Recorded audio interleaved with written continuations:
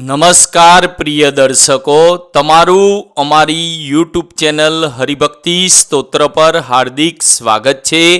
આજના આ વિડીયોમાં તમને મકર સંક્રાંતિના પુણ્યકાળ, સંક્રાંતિ વાહનાદિ, સંક્રાંતિ સ્વરૂપ અને સંક્રાંતિમાં કરવાના કાર્યો અને દાન વિશે માહિતી આપીશું। વિક્રમ સંવત 2081 પોષ વદ એકમ મંગળવારે તારીખ 14 જાન્યુઆરી 2025ના રોજ સવારે 8 વાગે અને 56 મિનિટે સૂર્ય મકર રાશિમાં પ્રવેશ કરે છે। તે સમયે ચંદ્ર કર્ક રાશિનો પુનર્વસુ નક્ષત્ર અને વિષુકુંભ યોગ તથા બાલવ કરણ છે। આ મકર સંક્રાંતિનો પુણ્યકાળ તારીખ 14 જાન્યુઆરી 2025 સવારે 8 વાગે અને 56 મિનિટથી સૂર્યાસ્ત સુધીનો રહેશે। આ સંક્રાંતિ વાહન વાઘ, ઉપવાહન અશ્વ છે। પીળું વસ્ત્ર ધારણ કરેલ છે। કેસરનું તિલક કરેલ છે। આયુધ ગદા છે। જાતિ સર્પ, ફૂલ જાયનું, દૂધ પાકનું ભક્ષણ કરતી, વય કુમારી સ્થિતિએ બેઠેલી, ભોજન પાત્ર રૂપાનું, કંચુકી પર્ણની, આભૂષણ મોતીના છે। વાર નામ મહોદરી અને નક્ષત્ર નામ મહોદરી છે।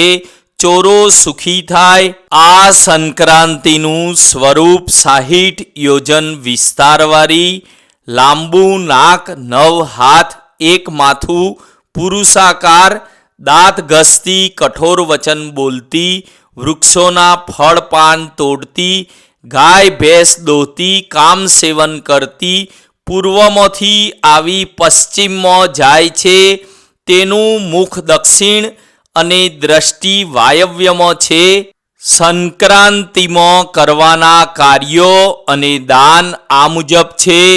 તેલ મર્દન, સોનું, ભૂમિ, હાથી, ઘોડા આદિનું શક્તિ અનુસાર દાન સાત્વિક બ્રાહ્મણોને આપવાથી અસંખ્ય પાપોનો નાશ થાય છે। તલની સુખડીનું ભોજન, તલનો હોમ અને તલ નાખીને જળ પીવું, તલના પાણીથી મહાદેવજીને અભિષેક કરવો, તલનું દાન કરવું, તલના લાડવામાં સોના ચાંદીના સિક્કા મૂકી ગુપ્તદાન કરવું તથા બ્રાહ્મણ, સાધુ, સંત, ગરીબોને વસ્ત્રદાન, અન્નદાન આપવું, ગાયોને ઘાસચારો નાખવો, ગરમ વસ્ત્રોનું દાન આપવું, કૂતરાને રોટલા, પંખીઓને દાણા નાખવા અને ઈષ્ટદેવની ઉપાસના કરવાથી અક્ષય પુણ્યની પ્રાપ્તિ થાય છે।